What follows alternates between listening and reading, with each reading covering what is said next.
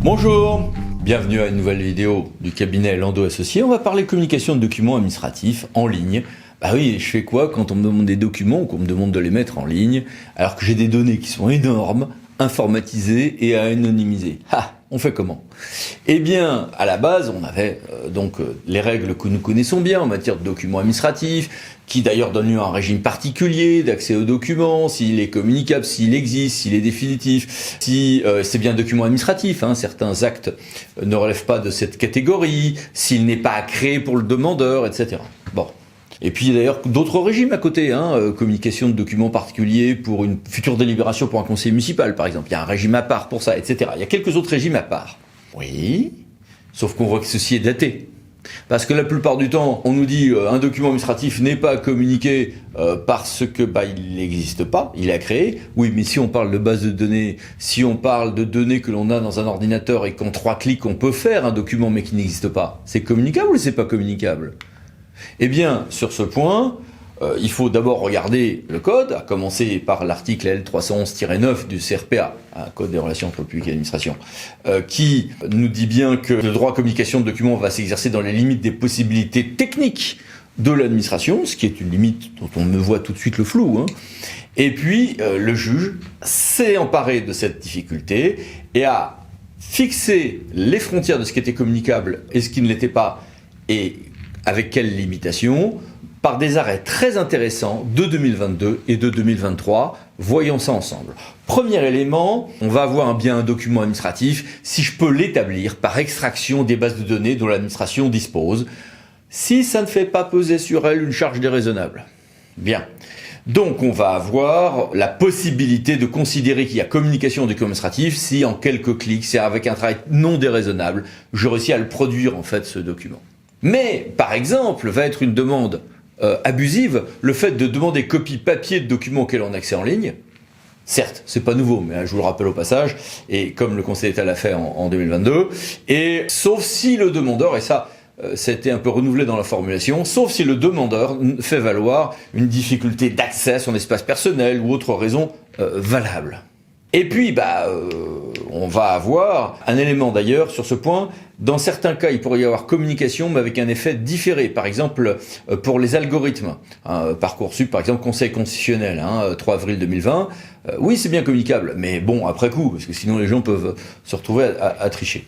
S'impose la question du traitement des informations de masse, ensuite, c'est le troisième grand point, à concilier avec une nécessaire anonymisation. Oui, si j'ai des centaines de milliers de colonnes et de lignes dans un immense tableur ou une base de données, et que j'ai plein d'informations nominatives, comment je fais, moi? Je ne vais pas demander à un agent de passer 2 ans à anonymiser manuellement toutes ces informations pour une communication. Alors je fais comment? Eh bien, on va regarder ce qui est raisonnable. L'anonymisation devra pouvoir être un peu automatisée, quitte à ce que du coup on aille un peu à la hache. Quelques exemples. Pour les grands livres budgétaires d'une collectivité, on ne va pas imposer à la collectivité de vérifier les informations nominatives pour chaque ligne, et du coup on va admettre que, par exemple, on supprime les colonnes où il y a les informations nominatives, point barre, pour pouvoir le faire de manière un peu rapide. Idem pour la suppression des champs concernés par les mentions d'informations à anonymiser, s'agissant de la suppression des informations couvertes par le secret des affaires, par exemple. Un mot d'ailleurs sur l'anonymisation des décisions de justice, on est sur un cadre juridique un peu différent. Attention.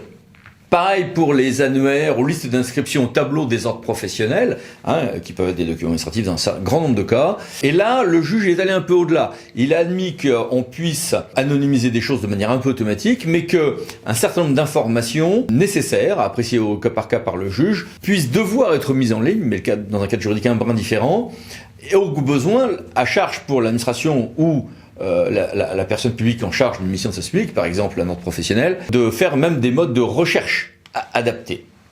Et là, on a eu tout ceci qui a été fixé par des décisions très importantes du même jour, du 27 septembre 2022.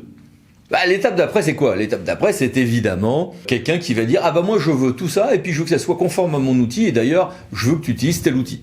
Il y en a qui l'osent, il y en a qui osent même tout, et puis on les reconnaît, et à faire, il faut évidemment avoir des décisions de justice sur ce point.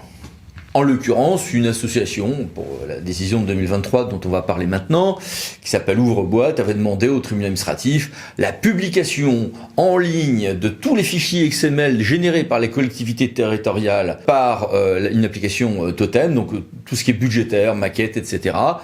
Tout, depuis 2011. Voilà, hein, plus de 600 000 fichiers, allez hop là. Bon, évidemment, ces fichiers, soit ces informations étaient déjà en ligne pour un grand nombre d'entre elles, soit sinon c'était énorme à traiter et à anonymiser. Pourtant, la CADA et l'ETA ont dans un premier temps eu un regard largement bienveillant pour ce requérant audacieux. Le Conseil d'État a été plus réservé. Il a d'abord rappelé que non, il va falloir donner uniquement droit à ces informations si on est dans le respect du L311-9 du CRPA, c'est-à-dire uniquement sans que ça soit une contrainte technique excessive. Et donc, on va uniquement demander à l'administration de recourir à ses propres outils, celles dont elle dispose à la date où elle se prononce, et en utilisant les fonctionnalités dont celles-ci sont dotées. On se souvient tout à l'heure que ça pouvait quand même être avec des nouveaux champs ou des nouveaux modes de recherche. Donc ne pas prendre trop au pied de la lettre cette nouvelle formulation, ça peut être un mode de recherche supplémentaire créé, mais dans le cadre du même outil. Des champs supplémentaires de recherche, tout à l'heure pour les autres professionnels. Et la Haute Assemblée, en 2023, nous dit bien que du coup, non, il n'y a pas d'obligation de recourir à un logiciel qui serait mis à ses dispositions par le demandeur, ni de développer un nouvel outil informatique, ni de développer de nouvelles fonctionnalités sur les outils dont elle dispose, sous réserve de ce qu'on a dit sur les modes de recherche tout de même. Et d'ailleurs, le fond de cette affaire, mais là on rentre dans des détails, illustre bien ce que sera l'appréciation au cas par cas d'une demande disproportionnée ou pas, y compris sur la phase d'anonymisation. Je vous ai mis ici quelques détails. Voilà, donc on a les références de cet arrêt, important au recueil du 20 décembre 2023, et de ces 4 devanciers du 27 septembre 2022 qui sont importants aussi. Voilà, à bientôt pour d'autres vidéos du cabinet Landau Associés. Pensez à vous abonner, c'est par là. Merci, au revoir.